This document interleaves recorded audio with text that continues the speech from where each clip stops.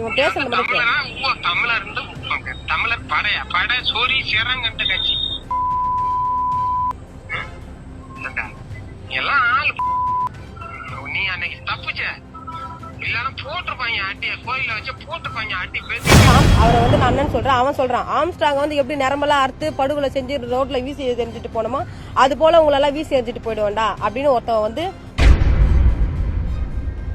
தமிழர் முன்னேற்ற படை தலைவர் வீரலட்சுமி தன்னை மர்ம நபர்கள் போன் செய்து மிரட்டுவதாகவும் தனக்கு பாதுகாப்பு வேண்டும் எனவும் செய்தியாளர் சந்திப்பின் போது தெரிவித்துள்ளார்.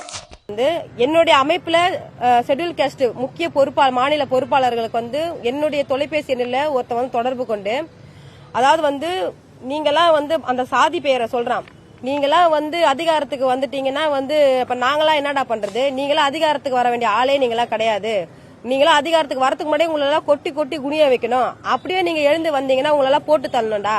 ஆம்ஸ்ட்ராங் அண்ணனை வந்து அவரை வந்து நான் அண்ணன் சொல்றேன், அவன் சொல்றான் ஆம்ஸ்ட்ராங் வந்து எப்படி நரம்பெல்லாம் அறுத்து படுகொலை செஞ்சு ரோட்ல வீசி எரிஞ்சிட்டு போனோமோ அது போல உங்களெல்லாம் வீசி எரிஞ்சிட்டு போயிடுவேன்டா அப்படின்னு ஒருத்தவன் வந்து ஒரு 2 நாளைக்கு முன்னாடி என்னுடைய போன்ல வந்து பேசினா அதை வந்து எங்க கட்சி பொறுப்பாளர் வந்து ரெக்கார்ட் பண்ணிருக்காங்க. ஒரு காவல்துறையில வந்து இது போல வந்து தமிழ்நாட்டில் இருக்கக்கூடிய ஷெட்யூல் காஸ்ட் தலைவர்களுக்கு வந்து பாதுகாப்பு இல்லைன்னு தொடர்ந்து எல்லாரும் வலியுறுத்திட்டு இருக்காங்க. அப்படி இருக்கிற சூழ்நிலை தமிழக காவல்துறை, தமிழ்நாட்டில் காவல்துறை இருக்கக்கூடிய உளவு பிரிவு எல்லாருமே வந்து எல்லாரோட தலைவர்களுடைய போனை வந்து எல்லாரும் இவன் பேசுறது தமிழர் தமிழர் படை சோரி சேரங்கண்ட கட்சி எல்லாம் ஆள் என்ன பண்ணணுமா நான் அது பண்ணியே தீரும்.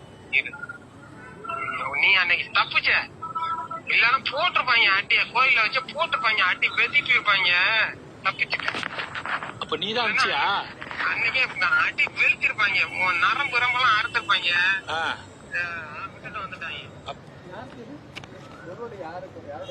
அவன் யாருன்னு தெரியாது. என்னுடைய கைபேசி எனக்கு வந்து மிரட்டல் அது. அதாவது உன்னை அன்னைக்கே உன்னை போட்டிருப்பாங்க, உன் நரம்பெல்லாம் வந்து ஆம்ஸ்ட்ராங்கோட நரம்பு எப்படி அறுத்தாங்க அதுமாதிரி உன்னை அறுத்து போட்டிருப்பாங்க, எல்லாம் செட்டிங்கோட தான் வந்தாங்கன்னு சொல்லிட்டு 2 நாளைக்கு முன்னாடி ஒருத்தன் போன்ல வந்து மிரட்டுறான்.